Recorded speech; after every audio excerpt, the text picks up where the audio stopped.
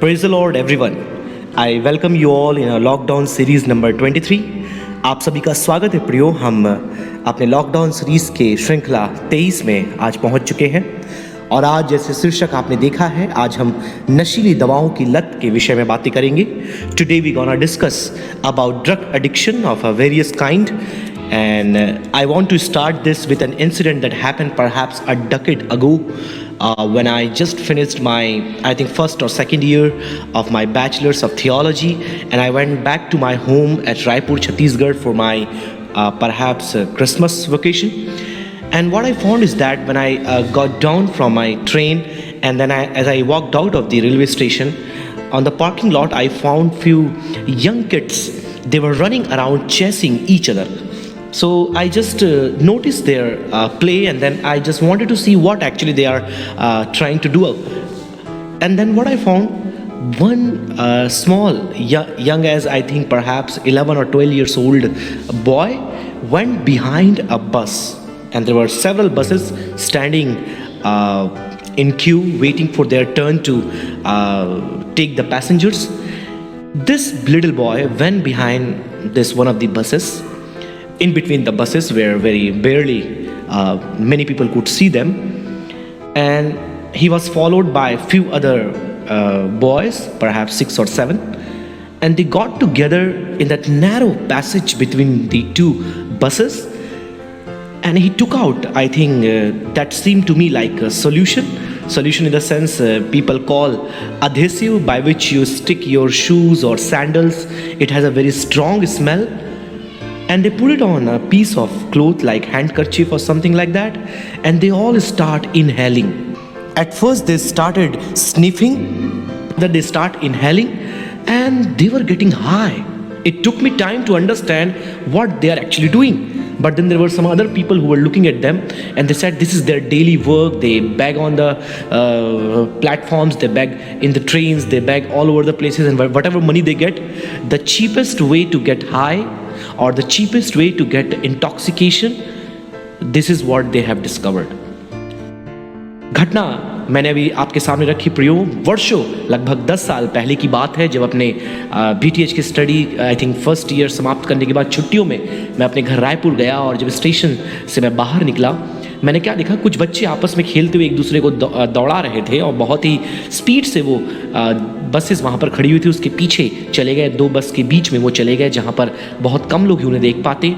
और उस बच्चे ने अपने जेब से ऐसे एक सॉल्यूशन को निकाला, मतलब जो चप्पल जूता चिपकाने के लिए जो हम गोंद जैसे द्रव्य का इस्तेमाल करते हैं, और फिर कपड़े में डाला, और जो ये 5-6 बच्चे और उसके पीछे दौड़ रहे थे, वे सब वहाँ बैठ गए। सब ने अपने जेब से हैंडकरचीफ निकाला और उन्होंने सबको दिया, चाहे बोन फिक्स आप बोल सकते हैं और सॉल्यूशन बोल सकते हैं और एडहेसिव बोल सकते हैं, एक प्रकार का येलो कलर का तरल पदार्थ, और सब ने अपने अपने रुमाल में लिया और सूंघने लगे, और फिर उसको अपने मुंह से खींचने भी लगे, उसके सांसों के द्वारा उसे अंदर लेने लगे, और फिर उनके बाद एक नशा सा उन्हें चढ़ गया।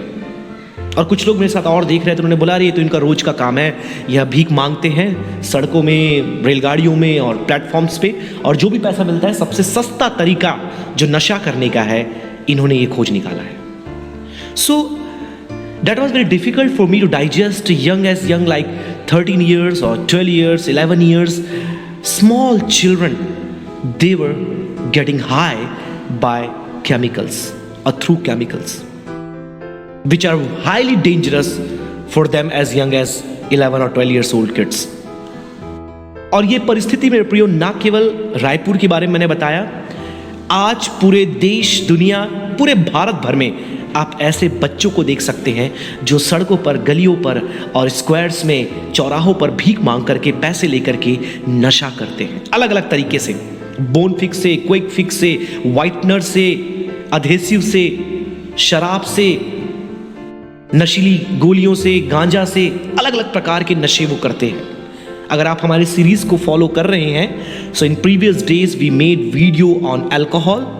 हमने पहले शराब के ऊपर वीडियो बनाया है, लेकिन इतना समय नहीं था कि उस वीडियो में हम ड्रग्स के बारे में भी डिस्कस करें या इस नशीली दवाइयों के बारे में डिस्कस करें। तो आज एक अलग से ये सीरीज़ हमने तैयार किया है जिसमें हम पर्टिकुलरली ड्रग्स के बारे में बातें करेंगे कि अगर इसका प्रभाव एक वैश्विक स्तर पर कितना ज़्यादा है और भारत में ये कितना बढ़ चुका है, और कैसे अगर कोई ड्रग एडिक्ट है तो हम कैसे उसकी मदद कर सकते हैं, और परमेश्वर का वचन हमें इस विषय के बारे में क्या बताता है। बहुत सी बातें हैं, स्क्रीन में आपने देखा ही होगा। हम इन सारी बातों को कोशिश करेंगे आज अपने वीडियो में कवर करें। एक बहुत बड़ा विषय है तो शायद हो सकता है बहुत सी बातें हमें स्किप करनी पड़े, but will try our best to learn as much as possible about drug addiction.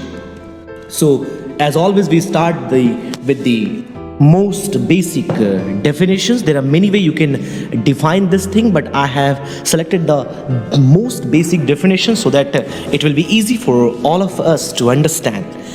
So on your screen you can see it is a chronic brain disorder of compulsory and repetitive drug intake despite harmful consequences. यह मस्तिष्क का एक विकार है जिसमें नुकसानदायक प्रभावों के बावजूद नशीली दवाओं को लेने के लिए एक व्यक्ति में बाध्य कर दोहराव होता है. Means the person knows that this drug is harming him, this drug is affecting the person negatively, the person knows the fact, despite knowing the fact he is bound compulsorily to repetitively follow the addiction. मतलब उस व्यक्ति को मालूम है कि इसे लेने के दौरान मेरे शरीर में विकार उत्पन्न हो रहा है, बीमारियां आ रही है, कमजोरियां आ रही है, इसके बावजूद वो बाध्यकर रूप से बार बार दोहराते हुए नशा करता जाता है. And you can see some of the cutouts on your screen that talks about the global impact of drug addiction. You can see I have just taken the summary of the entire news. It says drug use is directly and indirectly responsible for 11.8 million deaths each year. यहाँ पर ये लिखा है प्रियो कि प्रत्यक्ष या अप्रत्यक्ष रूप से ये जो ड्रग एडिक्शन है, नशीली दवाओं का जो सेवन है, वह लगभग 1 करोड़ से भी ज़्यादा लोगों के प्रतिवर्ष मृत्यु का कारण बनता है. मतलब प्रति वर्ष 1 करोड़ से भी ज़्यादा. ये तो ऑफिशियल डेटा है जो हमेशा वास्तविकता से बहुत ही कम होता है. अगर वास्तविकता में आप गणना करेंगे हो सकता है ये 2 से 3 करोड़ भी जा सकता है प्रतिवर्ष. इन नशीली दवाओं के सेवन से दुनिया भर में लोग मरते हैं. Smoking, alcohol and drug use is an important risk factor for early death. 11.4 people die prematurely as a result each year. तो समय से पहले मरने का ये एक बड़ा कारण है. जवानी में ही और अधेड़ वर्ष में ही लोग मर जाते हैं जो नशीली दवाओं का सेवन करते हैं. Over 3,50,000 die from overdose. लगभग 3.5 लाख लोग ज्यादा दवाइयों को ले लेने से, जैसे ओवरडोज मतलब जरूरत से ज्यादा जब वो ले लेते हैं वो मर जाते हैं प्रति वर्ष. Substance use disorder are much more common in men. स्त्रियां इन चीजों करती है लेकिन स्त्रियों से ज्यादा पुरुषों में सब्सटेंस मतलब ऐसे जो पदार्थ होते हैं, नशीले पदार्थ का सेवन पुरुष में ज्यादा देखा जाता है जो इसका सेवन करते हैं. Men are more addicted to such things, and you can see there's a graph. You can see how people die and why people die. You can see on your screen. And it is an article from India Today, World Drug Day. Drug use increased by 30% in India in last decade, claims United Nations report. तो आप देख सकते हैं एक report के मुताबिक पिछले 10 साल के अंदर 30% नशीली दवाओं का सेवन करने में इजाफा हुआ है. 30%. ये बहुत ही भयंकर बात है क्योंकि 30% मतलब आप उसकी गणना अगर कैलकुलेशन में जाएंगे ये बहुत ही ज़्यादा है. It is way too much because in 10 years, last 10 years, और ये आर्टिकल आप देख पाएंगे आपकी स्क्रीन में मैंने दिया है. आप चाहें तो इसका पूरा आर्टिकल निकाल करके फॉलो अप करके आप इसके बारे में पढ़ सकते हैं. और ये देखिए वर्ल्ड हेल्थ ऑर्गेनाइजेशन ने एक अपडेट डाला है जब इस वीडियो को बना रहा था उसके 1 घंटे पहले ही. ड्यूरिंग द कोविड-19 pandemic risk of violence increases due to more time at home with abusers, rising stress, isolation from social support networks, limited access to critical services. आप देखिए ये जो domestic violence, one of the causes for the increase in domestic violence is because people are not able to meet their addiction. उनकी लतों को लोग पूरा नहीं कर पा रहे हैं और नहीं कर पाने के कारण घरेलू हिंसा बढ़ रहा है। क्योंकि यदि कोई व्यक्ति नशीली दवाओं का सेवन करने का आदी हो और उसे अगर वो दवाएं ना मिले, चाहे 1 हफ्ते के अंदर हो या 2 दिन के अंदर हो या फिर 1 महीने के अंदर हो, अब तो लॉकडाउन हुए 2 महीने हो चुके हैं, तो बहुत से लोग जो इनके आदी थे, जब उन्हें दवाएं नहीं मिल रही है तो उनके अंदर का जो रोष है, जो उनके अंदर का क्रोध है, वो घरेलू हिंसा के रूप में निकल कर बाहर आ रहा है। ये WHO ने इस बात का सर्वे करके बताया है कि पूरे स्थानों में घरेलू हिंसा बढ़ रही है। So when a person who is addicted to certain drugs, if he is not getting it or if he is not able to fulfill his inclinations towards this drug addiction, definitely he is going to abuse, he is going to fight, his anger will burst out, and whoever is there in front of him, he will try to attack. And therefore, domestic violence is at all time high. And therefore, you have seen in the very first month of the lockdown in India, 93,000 domestic violence cases were registered in different police stations all over India. And then you can see there is another article on your screen that talks about the spread of drug addiction, particularly in India. You can see 86% of teenagers that knows someone who smokes, drinks or uses drugs during the school day. इसमें यह बताया गया है कि अधिकतर जो जवान बच्चे होते हैं वो 86% लोग जब स्कूल जाते हैं, पाठशाला जाते हैं, वहाँ पर वो इन लतों के बारे में सीखते हैं या देखते हैं। और यदि मैं आपको अपने खुद का अनुभव बताऊं, मुझे आज भी याद है जिस गवर्नमेंट स्कूल में हम पढ़ते थे, the government school where we used to study, we had a well at the backyard of our school campus, and that well was completely dried up. There were no even an ounce of water, and you would only see that well was half covered, completely filled with the empty bottles of cough syrups.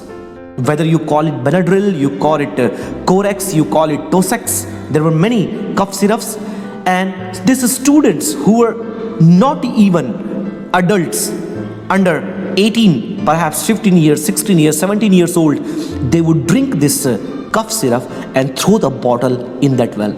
And that well was half filled and only with the empty bottles of cough syrup. You know why they do that? To get high. They cannot drink alcohol in the school. They cannot take some other form of like smoking or marijuana or whatever you call it, because they will be caught. Because a smell would come, their eyes would get red, and there would be many ways that people or the authorities would find out they have done some sort of intoxication. But if you take the cough syrup, nobody can tell that you have intoxicated, because there would not be any smell. You pay 40-50 rupees, you get the 100 ml of cough syrup, and you take it and sit in the class. Nobody would know. Many of the students were addicted to such intoxication, such drug addiction, because these cough syrups have some sort of giddy feeling when you take them, some sort of intoxicating feeling that you get high when you take it on daily basis.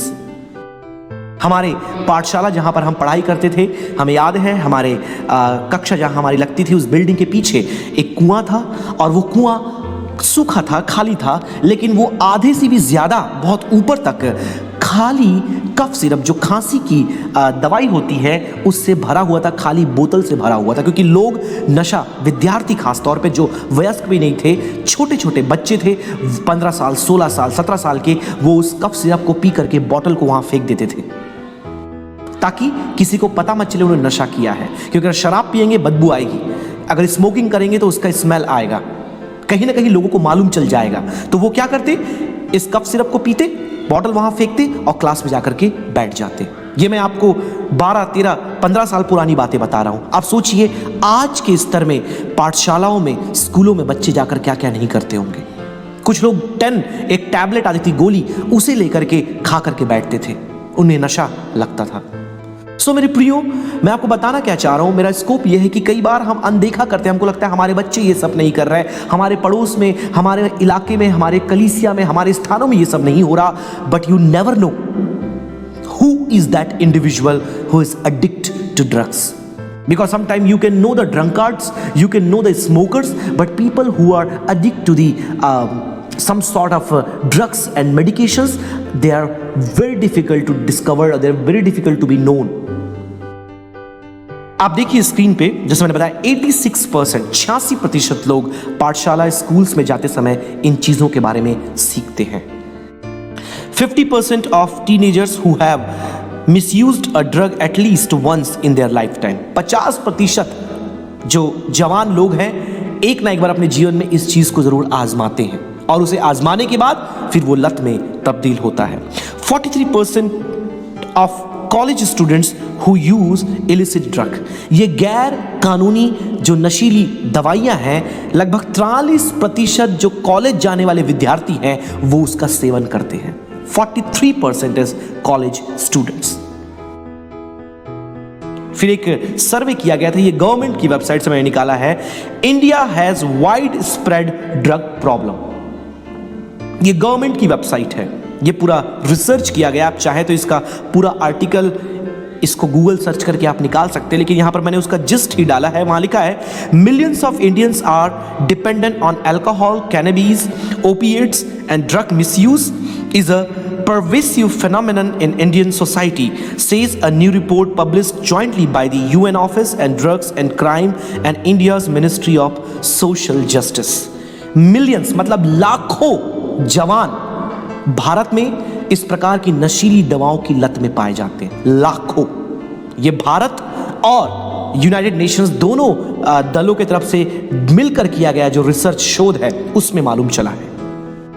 The report was completed more than 18 months ago but was only recently published because of the findings were not acceptable to the government of the Bharatiya Janata party. तो काफी पहले ये research कर लिया गया था, लेकिन publish नहीं किया जा रहा था क्योंकि किसी प्रकार की पॉलिटिकल पार्टी का दबाव उनके ऊपर था कि इस बातों को प्रकाश में ना लाया जाए ना तो उनकी पार्टी का नाम बदनाम होगा। लेकिन बाद में ये प्रकाशित किया गया। समय नहीं है इसलिए हम उसे छोड़कर आगे बढ़ना चाहेंगे। क्वेश्चन ऑफ द डे, मतलब ये सबसे बड़ा प्रश्न है आज के इस दिन का, Why has India's drug use gone up?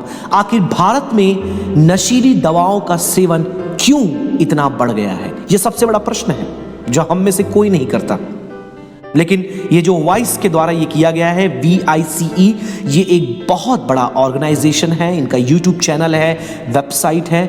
इन लोग खुफिया तरीके से अलग अलग देशों में जाकर के, कंट्रीज में जाकर के, वहाँ पर जो गलत जुर्म या फिर अंडरवर्ल्ड में जो काम चल रहा है उनमें जाकर वो डॉक्यूमेंट्रीज बनाते हैं। This Vice you can follow them in the YouTube in different platforms. They are an organization who secretly go to different countries, particularly in the underground, and they make the documentaries.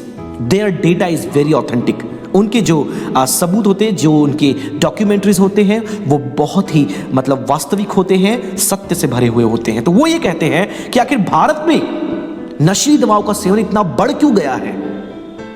The UN Drug Report 2019 estimates that drug usage numbers have spiked by 30%. Again, आप देख सकते हैं यहाँ पर दिया हुआ है कि किस प्रकार से भारत में नशीली दवाओं का सेवन बढ़ चुका है। How India has gone up in the usages of drug in the different forms. Particularly Punjab, एक और आर्टिकल आप देख सकते हैं यहाँ पर मैंने कहा कि इंडिया में पंजाब नंबर 1 है। Punjab is in the top list when it comes to drug addiction in India. I have read numerous articles, I have met many of my friends, they say Punjab is completely destroyed. The youngsters in Punjab are completely devastated by the drug use. Many of them are badly addicted. बहुत से जवान पंजाब में नशीली दवाओं का seven करने के बहुत ही बुरी लत में पड़े हुए हैं। बहुत से डी एडिक्शन सेंटर्स वहाँ पर है, नशा मुक्ति केंद्र है, लेकिन फिर भी पंजाब पूर्णतः बर्बादी की कगार पर है। आप देखेंगे आगे आपकी स्क्रीन पे एक और आर्टिकल है वही पंजाब के विषय में, ये भी गवर्नमेंट के वेबसाइट से मैंने निकाला है, ये आप देख पाएंगे। आप चाहें तो इसे निकाल करके आप पूरा इसकी स्टडी कर सकते हैं। वहाँ पर गवर्नमेंट ने ड्रग्स पे बैन भी कर दिया है, लेकिन बैन करने के बावजूद वहाँ पर ड्रग्स का सेवन लोग कर रहे हैं, because there were many surveys, many data that prove the point. तो मेरे प्रियो, ये बातें आपको बताने के बाद कि ये समस्या कितनी बड़ी है, आफ्टर हैविंग यू एक्सप्लेन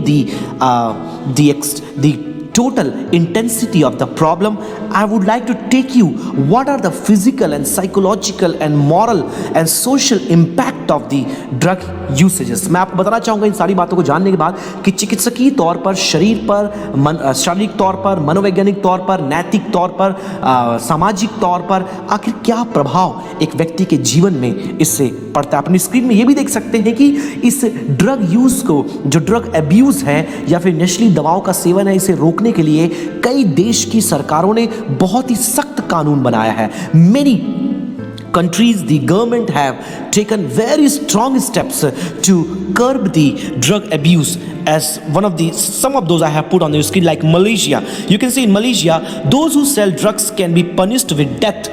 मतलब मलेशिया में यदि ड्रग्स बेचने वाले या ड्रग पेडलर्स जो होते हैं, अगर वो पकड़ में आ गए, उनके लिए मृत्यु दंड है। Just for having drug in your possession, you can be fined, jailed or deported।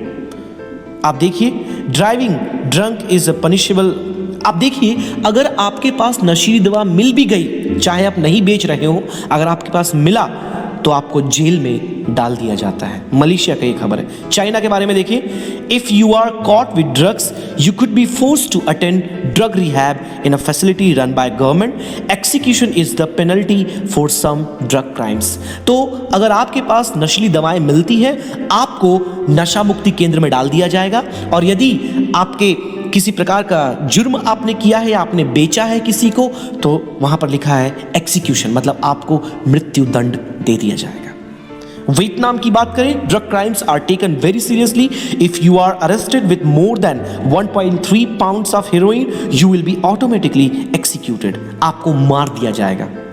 Iran is known to be the tolerant of criminal offenses in general, and drug offenders or offenses are no different. The use of opium is a particular problem in Iran, in part because it produced in neighboring Afghanistan. If you are caught with drugs in Iran, the best case scenario is a large fine and the worst case scenario is the death penalty। तो Iran में ये drugs एक बहुत ही बड़ी समस्या है, क्योंकि उनके पड़ोसी देश अफगानिस्तान में ड्रग्स का उत्पादन किया जाता है और एक्सपोर्ट किया जाता है, निर्यात किया जाता है। तो बताते हैं, अगर वहाँ पर आपको इस प्रकार से पकड़ा गया तो आपको भी अगर आपने उतना बड़ा का मतलब जुर्म नहीं किया है, तो हो सकता है आपको पेनाल्टी लगा दिया जाए। यदि आप बहुत ही बुरे किसी जुर्म में पाए गए तो आपको मृत्यु दंड भी दिया जा सकता है। थाईलैंड की बात करें, और भी बहुत से देशों के बारे में आप चाहें तो पढ़ सकते हैं, लेकिन समय नहीं है इसलिए हम छोड़ रहे हैं। मतलब सरकार ने भी सख्त कदम उठाया, ऐसा नहीं कि सरकार सो रही है। भारत में भी, दूसरे देशों में सरकार ने बहुत सख्त कदम, लेकिन despite the strong steps by government, drug abuse is all time high today। And then you can see there are different effects of drug abuse, like in your respiratory system, in your cardiovascular system. इसका मतलब आपके जो श्वास नलिका होती है उससे संबंधित बीमारियां, आपके दिल से संबंधित बीमारियां, वहां पर मैंने सूची दी है, आप वीडियो रोक करके पढ़ सकते हैं। लेकिन मैं जल्द ही आपको बताना चाहूँगा कितने प्रकार के ड्रग्स पाए जाते हैं। I want to help you understand about the kinds of drugs और kinds of addiction of drugs that are found, so that if tomorrow you happen to see some of those, you would immediately understand that this is nothing but the drug।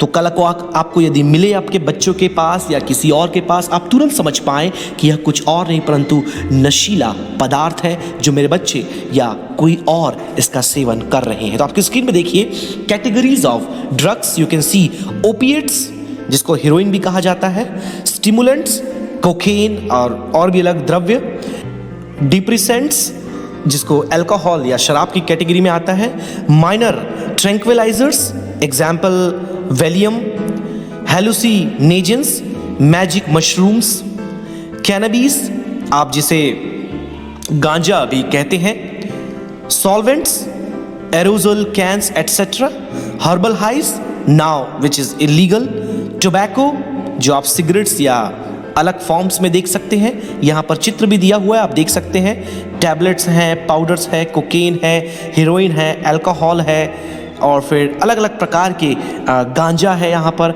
आप ये सब देख सकते हैं कि इन सारी चीज़ों का इस्तेमाल आज हमारे जवान या जो लोग इसकी लतों में हैं कर रहे हैं। और बहुत मुश्किल होता है कई बार माता पिता को समझ पाना कि क्या सचमुच हमारे बच्चे इस प्रकार के नशों में करने के तरीकों में फंसे हुए हैं। It become sometime very difficult for parents to understand whether my child और my children are into such addictions. And you can say marijuana, जिसे आप गांजा बोलते हैं। Marijuana, codeine and other harmful drugs can easily be purchased and are readily available on the streets. People use these drugs repeatedly to maintain its heightened feeling and this often leads to addiction. आप देखिए, मुझे याद आता है जब हम 10th या 11th class में पढ़ते थे, हमारे ही मोहल्ले में रेलवे ट्रैक के पास कुछ लोग खड़े होकर के इस गांजा को बेचते थे और 10 रुपए में आप मुट्ठी भर गांजा उनसे खरीद सकते थे।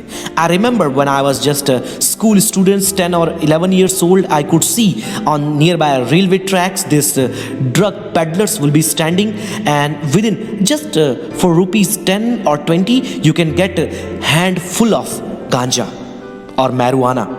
Handful of marijuana you can buy only for 10 or 20 rupees. And later on people will buy and they remove the tobacco from cigarette and they will put it inside and they will smoke, and people will not know whether they are smoking tobacco or they are smoking marijuana. लोगों को पता नहीं चलेगा कि वो cigarette P रहे हैं कि सिगरेट के अंदर मैरिजुआना या गांजा को डालकर वो पी रहे हैं। इतना आसानी से आज ये मिल जाता है, इसलिए इसका लत लगना लोगों में लाजमी है क्योंकि बहुत ही सरलता से ये चीज़ें मिल जाती है। आप स्क्रीन पे देख सक रहे हैं ये फोटो, ये कुछ दिन पहले की बात है। हमारी स्ट्रीट जहाँ पे हमारा कॉलेज है उसके सामने आप देखिए आगे कुछ लोग बैठ करके गांजा पी रहे हैं। बहुत ही आम तौर पर आप ये दृश्य भारत के कई गार्डन्स में या पर्टिकुलर जो वाटिका होती है या कहीं पर चौक चौराहे होते हैं जहाँ पर रिक्शे वाले बैठे होते हैं, आप उनके बीच में लोगों गांजा पीते हुए देख सकते हैं। You can see very easily this sight is so common in India in different streets or gardens or squares where this rickshaw wala, auto walas are sitting. You can see there would be somebody who would be smoking ganja. Then on your next slide, I have put there causes of addiction. आखिर ये लत क्यों लगती है लोगों को? आपके मन में ये प्रश्न आया होगा जब इतना खतरनाक, इतना घातक है, लाखों लोग इससे मर जाते हैं। There are millions of people are dying, but why would people be addicted with something like drugs or something that is so fatal and lethal for human body? So there are 5 reasons or causes I have enlisted. There may be many, बहुत से और कारण आप जोड़ सकते हैं, लेकिन मैंने समय बचाने के लिए 5 यहाँ पर रखे हैं। सबसे पहला है फ्रेंडशिप और पीयर प्रेशर। सबसे पहला कारण है मित्रगण या मित्रों के द्वारा बनने वाला दबाव।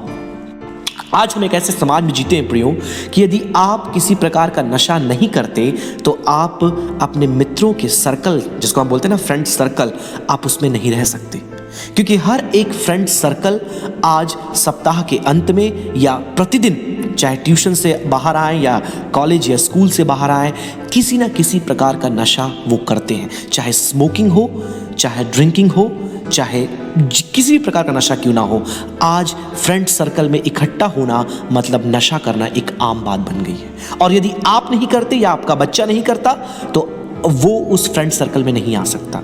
वो लोग उसका मजाक उड़ाएंगे, वो उन पर दबाव बनाएंगे कि तुम ये करो, अगर नहीं करोगे तो हमारे ग्रुप में, हमारे दल में तुम नहीं रह सकते। अगर हमारा फ्रेंड तुम्हें बनना है, तुम्हें नशा करना ही होगा। तो आज ये आम बात है, आज ग्रुपिज्म बहुत आम बात है और कोई भी इस लड़का या लड़की बगैर दोस्तों के रहना नहीं चाहते। हर एक चाहता है कि मेरे फ्रेंड्स हो, मेरे मित्र हो और उनके साथ में रहूं। यदि साथ में रहना है तो नशा करना, एडिक्शन करना जरूरी है, अनिवार्य है। दूसरी बात, फोर्स, जबरदस्ती। तो आप ये सोच रहे होंगे कैसे ज़बरदस्ती ये होता है। मैं आपको इतने इंसिडेंट्स बता सकता हूँ, I can tell you so many incidents where very first time somebody is forced into some sort of addiction and later on they themselves become addict. For an instance, in ragging, ragging अपन बोलते हैं ना, bullying बोलते हैं। Colleges में और schools में ये होता है कि जो सीनियर्स होते हैं अपने छोटे जो होते हैं उनको शराब पिलाते हैं, उनको धूम्रपान कराते हैं, उनको नशीली दवाओं को देते हैं, ज़बरदस्ती उनको इंजेक्शन लगाते हैं। जब लोग क्लब्स में पब्स में जाते हैं और जब उन्हें ज़बरदस्ती कोल्ड ड्रिंक में नशीली पदार्थ मिलाकर दे दी जाती है और जब पहली बार वो पीते उन्हें अच्छा नहीं लगता, लेकिन जब एक दो बार वो पी लेते हैं, ऐसा कर लेते हैं, बाद में उनको आजीवन उसकी लत लग जाती है। और मुझे याद आता है जब पहली बार जब मैं आई थिंक 15 या 16 साल का था, मेरे एक फ्रेंड ने मीठे पान में 300 पीस जो बाबा बहुत ही स्ट्रांग जो टोबैको होता है मुझे मिलाकर दे दिया था। मैं 4 घंटे तक, एक लेक है झील, उसके किनारे मैं सोया था।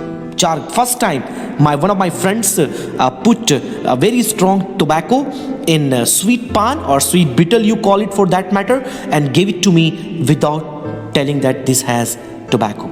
And I was fast asleep for 4 hours, and when I got up my whole mind was spinning around. इस तरीके से लोगों के द्वारा दबाव के द्वारा धोखे से नशीली पदार्थ को दे दिया जाता है और बाद में उसकी लत उन्हें लग जाती है।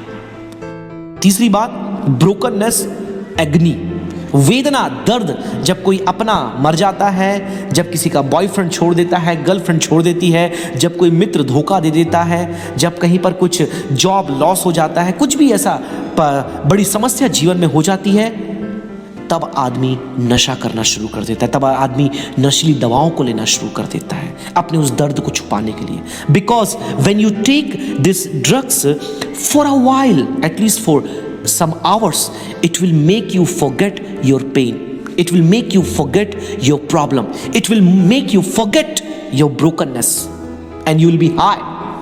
आई remember nobody should know, therefore we used to inhale this petrol, because once you inhale petrol with a long sniffing, when you walk, your feet would not be on the floor, you would feel like you are in the air. आपके पैर जमीन पे नहीं रहेंगे, आपको लगेगा आप बादलों पर चल रहे हैं जब आप पेट्रोल को लंबी सांस के द्वारा खींचेंगे। जो लोग इन नशे को करते हैं, इन इस प्रकार की लतों में हैं, वो ये चाहते हैं कि हम अपने दर्द को भूल जाएं, हम अपनी समस्याओं को भूल जाएं, इसलिए उन नशीली पदार्थों का वो सेवन करते हैं, भले ही कुछ समय के लिए क्यों ना हो। और जब नशा उतर जाता है वो फिर से उन नशीली दवाओं को लेते हैं। आपकी स्क्रीन पे मैं आपको एक वीडियो दिखाना चाहूँगा।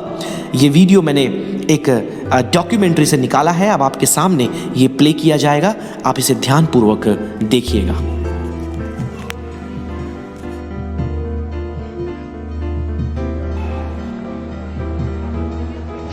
How long does it take until you feel something like 20 minutes? It's for half a day, then you need another edition.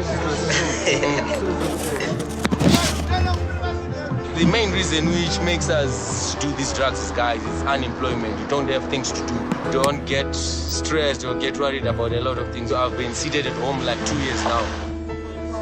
This one makes us feel better. Stress.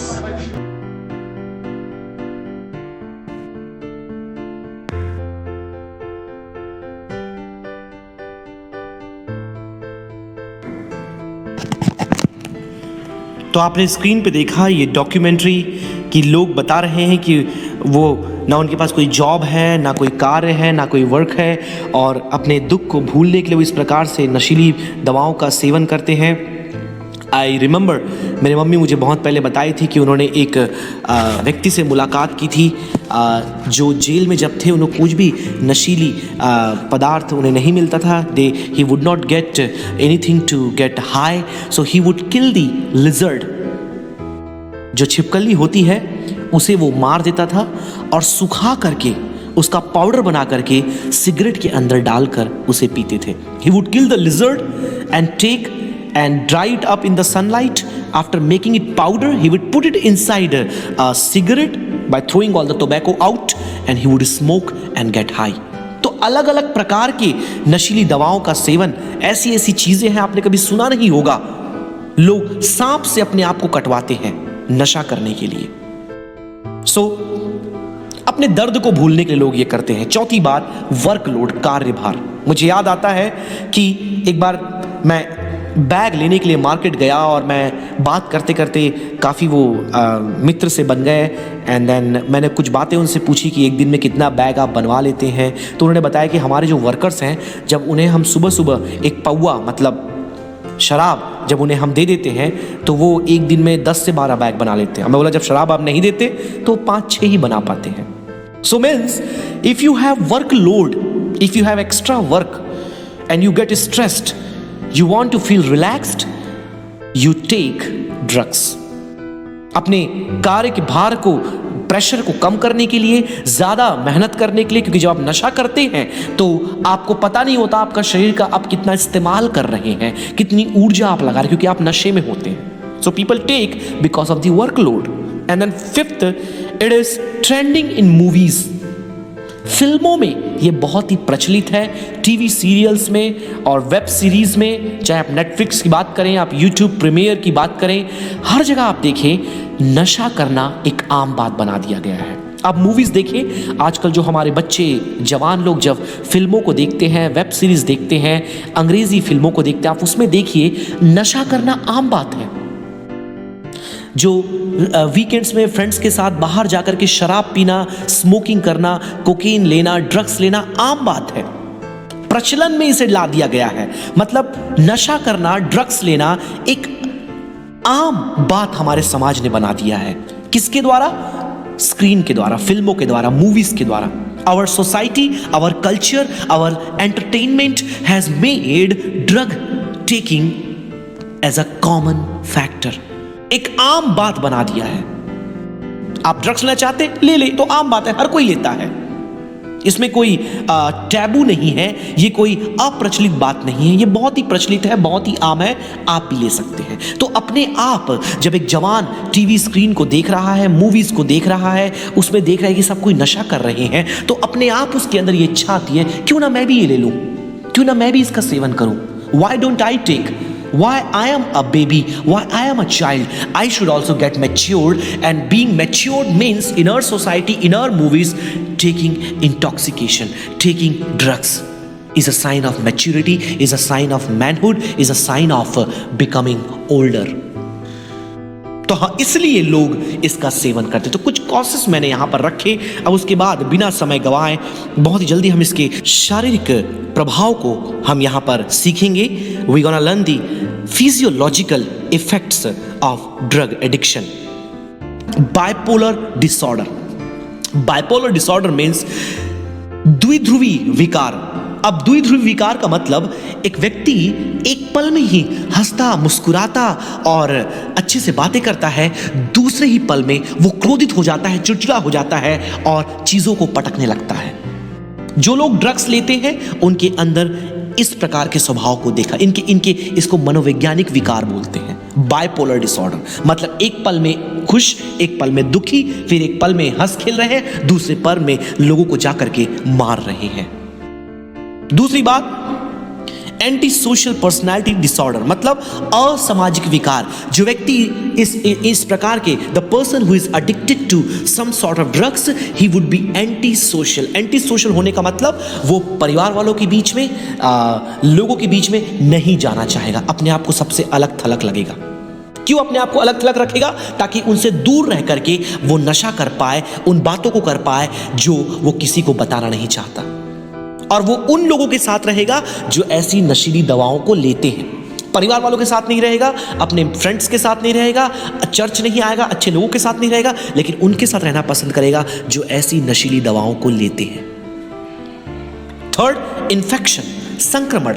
Because if someone who is taking intoxication or taking drugs, definitely there is high possibility of infection in his body. By injuries, क्योंकि नशा करने के बाद आदमी को पता नहीं होता कि वो क्या कर रहा है। इन्फेक्शन होना बहुत लाजमी उनके शरीर में, क्योंकि जो रोग प्रतिरोधक क्षमता होती है वो उनकी खत्म हो जाती है। There is immunity power in your body that God has given you, but when you take such drugs you kill that immunity power and you become very vulnerable to some sort of infection and diseases. You succumb to different sort of sicknesses very easily because you have lost your immunity power by overdose of certain types of drugs and alcohol. परमेश्वर ने आपके अंदर जो रोकथाम करने की शक्ति दी है वो खत्म हो जाती है, आपके अंदर इन्फेक्शंस अलग अलग प्रकार के होने लगते हैं। चौथा, इंजुरीज, जख्म आपको लगता है, क्योंकि because when someone is in drug addiction after getting high, when they harm themselves they do not know, when they get accident they do not know, when they are fighting with people they do not know, and the last and final one, death. People die, they have no option at the end, they die.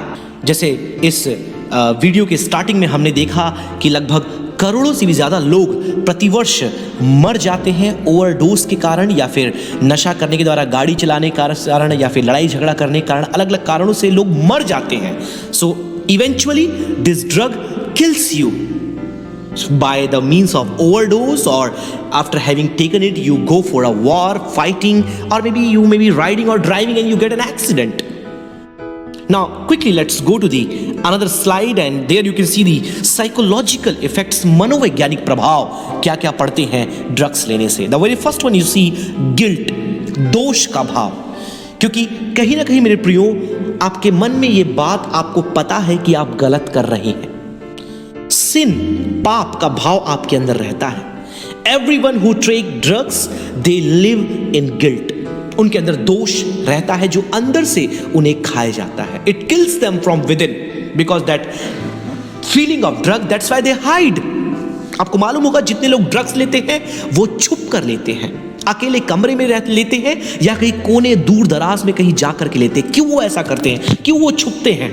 क्योंकि उनके अंदर दोष है, उनके अंदर guilt है, उनके अंदर सिन है, उनको भाव होता है that I am doing that is wrong, मैं जो भी कर रहा हूं वो गलत है। सेकंड, फियर, उनके अंदर भय भी होता है क्योंकि उनको पता है, क्योंकि अधिकतर ड्रग्स या नशीली दवाएं जो है वह प्रतिबंधित है, गैर कानूनन है। Most of the drugs that you have seen that I showed you are illegal, are against government policies, और लोग जब उसको लेते हैं उनके अंदर भय होता है, भय सरकार का, पुलिस का, अपने प्रियजनों का, क्योंकि कोई किसी को बताना नहीं चाहता कि मैं एडिक्ट हूं। Nobody wants to tell anyone that I am in addiction, that this is my weakness, I am into all such things. Nobody wants to tell. तो मनोवैज्ञानिक तौर पर उनके अंदर दोष होता है, उनके अंदर भय होता है, they are filled with guilt, they are filled with fear, and third, they have helplessness, उनको असहाय होने का भाव आता है। Means if someone is into addiction, I told you, they know that they are doing wrong, they know that they have fear, but they also know that they are helpless.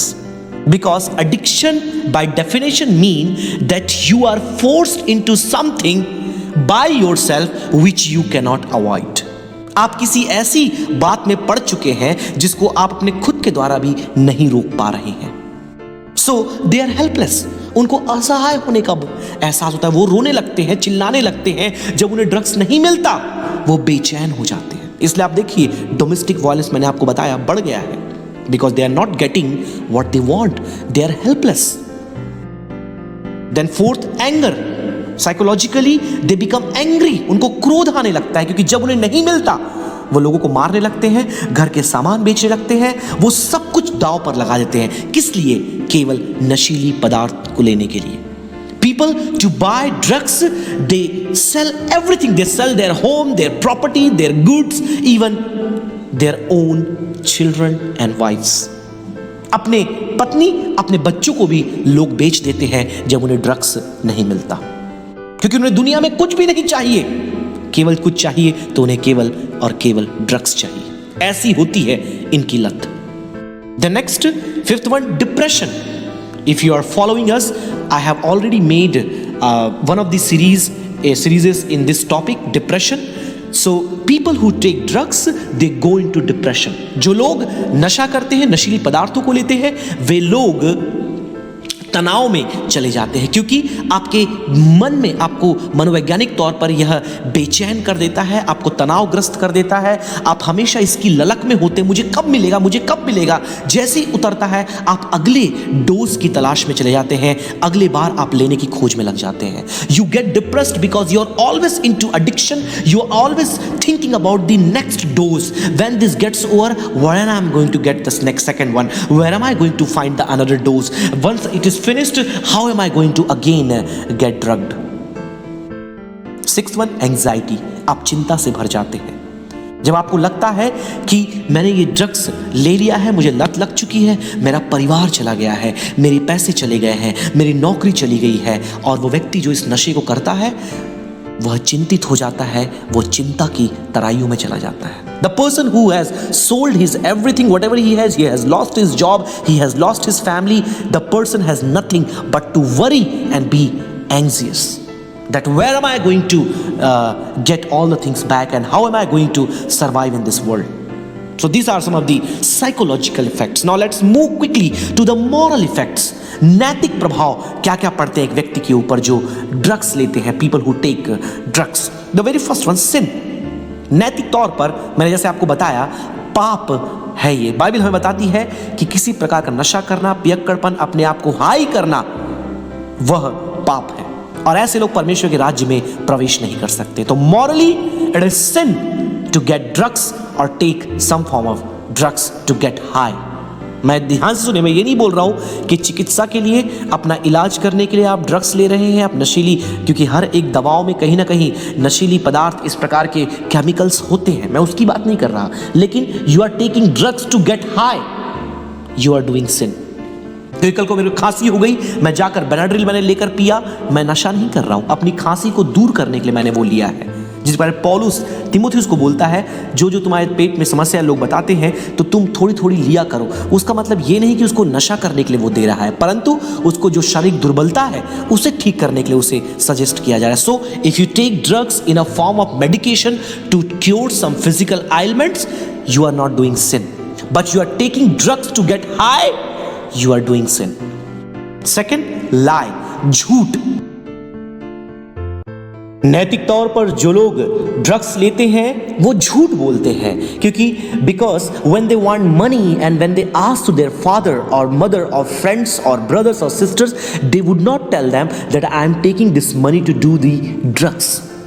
They say that I want to use it for certain other purposes, good purposes, but they would go and spend the money on drugs. क्योंकि जो लोग नशा करते हैं वो जब पैसा मांगते हैं अपने माता पिता भाई बहन से, उनको बोलते हैं मुझे ये काम है, वो काम है, मुझे इसके लिए पैसा चाहिए, लेकिन पैसा जब उन्हें मिल जाता है वो छुप करके, उन्हें झूठ बोल करके जाकर नशीली पदार्थों में उन पैसों का इस्तेमाल करते हैं. थर्ड, चीट, धोखा.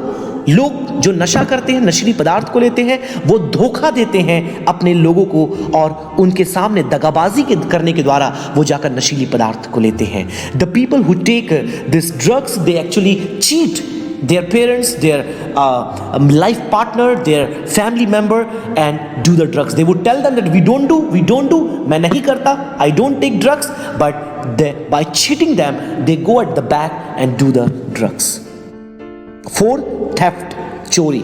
लोग चोरी करते हैं जब उन्हें नशा करने के लिए पैसा नहीं मिलता, नशा करने के लिए, लत को अपनी पूरी करने के लिए जब उन्हें कोई धन नहीं देता, वो चोरी करते हैं. आपने देखा होगा बहुत से लोग अपने खुद के घर में चोरी करते हैं पैसा और जा करके नशीली पदार्थ को लेते हैं. People steal money in their own house. My own friends I have seen, just to fulfill the addiction that they have, they stole money from their own house. And not only own, but they plunder someone's house, they attack someone to get the money. You can say it is a common phenomenon. So many people that you have seen on the street who are begging money in India or anywhere. They beg money, they steal people's money, they do different kind of robbery just for one goal, that they want to do addiction. They want to fulfill their addiction. They want to do drugs of different. As I told you in the beginning, the story about small children who are in the railway station. These people are known for their pickpocketing. They cut the people's wallet, take the money and they go and do the drugs. लोगों का जेब काटते हैं और जाकर वो नशा करते हैं. पांचवी बात, क्राइम्स, जुर्म करते हैं लोग। आपने देखा होगा, जैसे मैंने पहले आपको बताया कि जब नशा करने के लिए उन्हें पैसे नहीं मिलते, वो लोग घर में डाका डालते हैं, हत्या करते हैं, चोरी करते हैं, पैसे छीनते हैं। और ना केवल इतना, परंतु जुर्म करने के लिए लोग ड्रग्स लेते हैं। People take drugs to commit the crime, because when you take, I remember there was a tablet called in our place it is called 10, and when you take the tablet you would forget who you are and you get some sort of superpower, and if you are any dare that you want to do, you can do after taking that tablet. वो गोली यदि आप खा लें, आपको मान लो किसी को मारने में डर लग रहा है, आपको किसी से लड़ने में डर लग रहा है, यदि आपको किसी की जेब से पर्स खींचने में डर लग रहा है, जैसे ही आप उस गोली खाएंगे आपके अंदर सुपर पावर आ जाएगा और आप दूसरे को मारने को तैयार हो जाएंगे, किसी का जेब काटने को तैयार हो जाएंगे, किसी का पैसा आप लूटने को तैयार, आपके अंदर डर चला जाएगा। Because that drug will make you devoid of your understanding, put fear out of you, and you will go on doing any crime that you would like to. आप कोई भी जुर्म करने को तैयार हो जाएंगे। तो लोगों को इस प्रकार की गोली दी जाती है और जाकर उनसे गलत काम करवाया जाता है। किसी को हत्या करना है, मर्डर करना है, and they have no courage to do that, they would give them these drugs and tablets and medicines. They will take it and they will get some sort of superpowers, because it's not basically superpower, but this is making their brain function numb, and they go on doing whatever they're asked for. And when and when they get beaten up, they would not understand, they would not even realize the pain when they are being beaten up. They will get all the beatings and nothing will happen to them. They will still be strong and be able to run and fight back. But when the intoxication gets down, when the highness gets down and gets over, when they are out of hangover, you know what happens? They feel the pain, they feel the injury, they feel the burden of the sin that they have committed. जब नशा उतर जाता है, जब नशा फट जाता है, तब उनको शरीर में दर्द होने लगता है, तब उनको होश आता है कि मैंने क्या कर दिया, लेकिन तब तक बहुत देर हो चुका होता है। So crimes, and the sixth one, unwanted sexual relationship, अनैतिक लैंगिक संबंध। And you have seen, ultimately when people are high, they go to pubs, club and different places for doing parties, and when these girls and boys, they got together and they take drugs and do all those things, at the end their goal is to have sexual relationship. अंत में उनका लक्ष्य यही होता है कि वो जा करके शारीरिक संबंध एक दूसरे के साथ बनाए। तो ये भी मॉरल इफेक्ट है। They have their wives back at their home, they have their husbands back at their home, they may be committed to some sort of boyfriends and girlfriends, but when they take intoxication, when they take drugs, they forget everything and they want to be physical with whoever that comes in front of them. कोई भी उनके सामने आता है, वो उनके शारीरिक संबंध बनाना चाहते हैं, क्योंकि वो नशे में होते हैं। और नशे में जो व्यक्ति होता है उसे पता नहीं होता कि वो क्या कर रहा है। जब तक वो कर चुका होता है तब तक बहुत लेट हो जाता है। So this is how you see that people are morally affected when they take drugs. Now let's quickly go to the behaviour aspect और इफेक्ट्स और व्यवहारिक प्रभाव क्या क्या एक व्यक्ति के ऊपर पड़ता है। सबसे पहली बात, लॉस ऑफ एम्प्लॉयमेंट, नौकरी चली जाती है। People lose their job when they get intoxicated. आपके ऑफिस दफ्तर में जब आपके बॉस को मालूम चलेगा कि आप नशीली दवाओं को लेते हैं, मुझे नहीं लगता वो आपको काम पर रखेगा, वो आपको फायर कर देगा। He will take you out of job. Second, loss of relationship. निश्चित रूप से कईयों ने अपने रिश्ते को गंवा दिया। कोई भी एक शराबी, कोई भी एक नशा करने वाले के साथ नहीं रहना चाहेगा, तो रिश्ते खो जाते हैं, क्योंकि वहाँ पर रिश्ता केवल पैसों के लिए रह जाता है, चाहे पति पत्नी के बीच में हो, माता पिता बच्चों के बीच में हो। ऐसे लोग रिश्ते की अहमियत को नहीं समझते, and they lose their dear ones when they are into addiction. Third, loss of money. Definitely when you are into addiction, no amount of money is sufficient to you. कितना भी पैसा आपके पास क्यों ना हो प्रियो, वो आपके लिए पर्याप्त नहीं होता जब आप लत में होते हैं। Fourth one, homelessness. आपको पता है अमेरिका इतने धनी लोगों का एक देश है, लेकिन वहाँ आप जाएंगे लाखों लाखों लोग बेघर हैं। भारत की बात तो छोड़िए, भारत में आम बात है, लेकिन अमेरिका में लोग बेघर हैं। और यदि जाकर आप उनसे पूछें आप बेघर कैसे हुए, अधिकतर लोग आपको यही बोलेंगे that I was into addiction I was taken out of my home. I was completely bankrupt, and my home was sold, my job was gone, my property was gone, and I came to be in the streets. मेरा घर चला गया, पैसा चला गया, नौकरी चली गई और मैं सड़कों पर आ गया। ऐसी कई कहानियां आप सुन सकते हैं। Let's quickly move to the next one because time is very less, so I am not taking much time to explain each point, but you can hopefully understand when I give you at least some outline. So now let's come to the Bible and addiction. Bible और लत में हम आते हैं। आखिर Bible लत के बारे में, नशीली दवाओं के सेवन के बारे में क्या बात बताती है? सबसे पहली बात, whom the son has set free is free indeed. जिसको पुत्र आजाद करता है वो सचमुच आजाद है। आप चाहे तो इन आयतों को पढ़ सकते हैं, गलीशियंस 5:1 and 13, गलातियों की पत्री 5:1 और 13। आप देखेंगे यहाँ पर लिखा है कि प्रभु यीशु मसीह ने हमें तमाम प्रकार की बंधुआई से आजाद किया है। लेकिन जो लोग नशा करते हैं, लत कर फंसे हुए हैं, वे लोग आज भी गुलाम हैं और मसीह की आजादी उनके अंदर नहीं है। It is sin to take drugs. नशा करना, नशीली दवाई को लेना, जैसे मैंने पहले आपको बोला, बाइबल के अनुसार ये पाप है और ऐसे लोग परमेश्वर के राज्य के अधिकारी नहीं हो सकते। Such people can not become the part and parcel of the kingdom of God. Second, Bible warns against getting high. मैंने पहले भी कहा था, बाइबल नशा करने के विरुद्ध में हमें चेतावनी देती है। Third, our body is the temple of God. हमारा शरीर परमेश्वर का मंदिर है, नॉट आवर प्रॉपर्टी। हमारा देह हमारा खुद का नहीं है, परंतु परमेश्वर का मंदिर है, क्योंकि यीशु ने अपने लहू के द्वारा आपको मोल ले लिया है, आपको खरीद लिया है। Jesus has purchased you by shedding his own valuable blood. अपने लहू को देकर आपको खरीदा है। And you can not say anything that I want I can put in my body. You can not say, आप नहीं बोल सकते कि जो भी मैं चाहूं अपने शरीर में मैं डाल सकता हूं, क्योंकि आपके देह को प्रभु यीशु मसीह ने खरीदा है और वो उसका मंदिर है। ये आपकी प्रॉपर्टी नहीं है। कई लोग ये बोलते हैं मेरा शरीर मैं जो चाहे वो करूं, लेकिन ध्यान रखें, you are not your own. Your creator, your master is God and your saviour is your Lord Jesus Christ. You are under him. If he does not like anything wrong be in your body, and you must not take it, you better be careful what you are putting in your body. You will not only lose your health, but you will lose your eternity. आप ना केवल अपने स्वास्थ्य, अपने शरीर को खोएंगे, परंतु आप अपना अनंत काल का जीवन भी खो देंगे। Fourth one, no temptation is irresistible. कोई भी अभिलाषा या परीक्षा अप्रतिरोध्य नहीं है। ध्यान रखें, कोई भी अभिलाषा अप्रतिरोध्य नहीं है।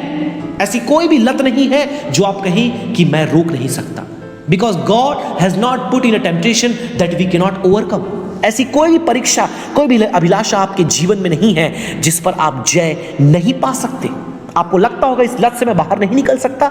आगे मैं आपको कुछ गवाहियां बताऊंगा कि आखिर कैसे लोग बड़ी बड़ी लतों से बाहर निकले, मैं आपको बताऊंगा आगे। Next one, we are not to be mastered by anything. हमें किसी का गुलाम नहीं बनना है। You are not to be mastered by anything, क्योंकि जो लोग ड्रग्स लेते हैं उनका स्वामी वो ड्रग होता है, वो उन्हें कंट्रोल करता है। जैसे मैं पहले शराब के विषय में मैंने एक और वीडियो बनाया है, आप जाकर उसे देख सकते हो। वहाँ मैंने इस कोट को आपके सामने रखा था कि पहले व्यक्ति शराब को पीता है, फिर शराब उनके अंदर और शराब पीती है और अंत में वो शराब उस व्यक्ति को पी जाती है। वैसे ही ड्रग्स है, पहले व्यक्ति ड्रग्स लेता है, फिर उसके अंदर जो ड्रग्स है वो ड्रग्स लेता है और बाद में वो ड्रग्स उस व्यक्ति को खा लेता है। अंततः कुछ भी नहीं बचता। तो एक विश्वासी जो है वह किसी के द्वारा गुलाम नहीं बनाया जा सकता। यदि बन रहा है तो वह विश्वासी नहीं परंतु सांसारिक व्यक्ति है, क्योंकि संसार की अभिलाषाओं से परमेश्वर ने हमें आजाद किया है। संसार की सड़सड़ाहट से पतरस के अनुसार बोले, God has freed us from the corruption of this world and if we go back and do the same again, we are not the child of God. God is not in us. तो ये बातें Bible से बता करके आप में से कई लोग को लगता होगा कि मैं इस लत से बाहर नहीं निकल सकता। Some of you may be thinking, I cannot come out of this addiction. So there is a good news for you. I have scores of testimonies in my own life among my friend circles who have come out of addiction. I have known some people when they get up in the morning, the first thing they take, even before taking coffee, tea or water, they used to take drugs. But today they are completely free from their addiction. ऐसे लत वालों को मैंने देखा है कि सुबह उठते ही पहला, यहाँ तक कि चाय, कॉफ़ी या पानी पीने से पहले वो नशीली दवाओं को लेते थे, लेकिन आज वो आज़ाद है। आपकी स्क्रीन पर कई आर्टिकल्स, गवाहियां मैंने दी, लेकिन फिलिप की गवाही है, वहां पर आप देख सकते हैं कैसे परमेश्वर ने उसे आज़ाद किया। डमोला की गवाही है कैसे प्रभु ने उसे आज़ाद किया। 4 ways my pastor counselled me through drug addiction, 4 तरीके से मेरे पासवान ने मुझे परामर्श दिया और मैं लत से बाहर निकला। कई ऐसी गवाहियां आपकी स्क्रीन में दिख सकती है। आप देखिए, द फोरमोर ड्रग एडिक्ट, ये बीबीसी के द्वारा न्यूज़ है, who found God and built a successful business. ये बीबीसी का न्यूज़ है। पहले एक बहुत बड़ा जो ड्रग का एडिक्ट था, एक नशीली दवाओं का सेवन करने वाला व्यक्ति था, उसने परमेश्वर को पाया और अपने आप में एक बहुत ही सफल व्यवसाय को स्थापित किया। उसका फोटो वहां पर दिया हुआ है, आप देखिए पहले वो कैसा दिखता था और बाद में कैसा दिख रहा है। तो आपको यदि लगता है कि मैं इससे बाहर नहीं निकल सकता, आपके लिए एक आशा है। There is hope for you, God can deliver you from any and all addictions, only thing you have to come to him. कुछ वेबसाइट्स आपकी स्क्रीन पर दिख रहे हैं, ये सब आपको हेल्प करने के लिए कुछ रिसोर्सेज यहाँ पर आपको मिलेंगे कि आप कैसे एडिक्शन से बाहर निकलना चाहते हैं। तो मेरे प्रियो, ये वीडियो मैंने बहुत ही रफ्तार से आपको बताया, कई बातें मैंने बताई और इतनी बातों को बताने का मतलब यही था, so that you will understand the enormous impact of addiction through out the world and in India. कई बार माता पिता या पालक होने के नाते हमें मालूम नहीं चलता दुनिया में क्या चल रहा है, और कई बार जवान होने के नाते हम उसमें फंस जाते हैं, हमें पता नहीं रहता कि ये क्या है। इसलिए जानकारी मैंने आपको दी है कि इससे पहले आप इसकी लत में पड़े, आप जान पाएँ कि ये आपको कहाँ लेकर जाएगा। या फिर आपके बच्चे इसमें होंगे तो पालक गण जो यहाँ पर सुन रहे हैं वो ध्यान रखें कि आप अपने बच्चों पर अपनी निगाह बनाकर रखें कि वो इन बातों में तो नहीं फंस रहे। My only goal was this, to help you understand that what God wants in your life, what God has a plan for you, that you should be aware of such addiction. And if you are into addiction, there is hope for you. You can come out of it. There is no greater temptation that you cannot resist, and there is no greater temptation that Holy Spirit cannot help you to come out of it. The only thing, you have to surrender yourself to God and focus in coming out of such addiction. परमेश्वर आपको इस शिक्षा के द्वारा बहुतायत से आशीष दे। May the good lord bless all of you. बहुत से सीरीज़ हमारे इस चैनल में हैं, आप जाकर देख सकते हैं। मैं बाइलिंगुअल इसको इसलिए बनाता हूँ, I make this series bilingual because many of our audiences are from both part of India, south and north. So if I only make in Hindi, they would not understand. If I only make in English, this people from the north would not understand. So I use the bilingual, therefore the video length is long, but only goal we have to reach as many as people possible. एक ही लक्ष्य हमारा है, जितने ज़्यादा लोगों तक हो सके हम इन बातों को लेकर के जाएं. तो यदि आपने आशीष पाई है, आप इसे शेयर कर सकते हैं. और बहुत परिश्रम लगता है इन वीडियोस को बनाने में, so you can feel free to pray for us. And this is pastor Nikhil Rajgupta signing off for now. May the good Lord bless each one of you for being the part of this teaching. Thank you. प्रभु आप सबों को बहुत ऐसे आशीष दे. धन्यवाद.